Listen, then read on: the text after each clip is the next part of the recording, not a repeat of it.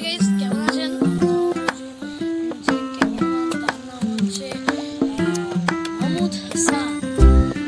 আমরা এখন রয়েছি রায়গোলা গ্রামে। আপনাদেরকে আমি আমাদের লাইফ স্টাইল সম্পর্কে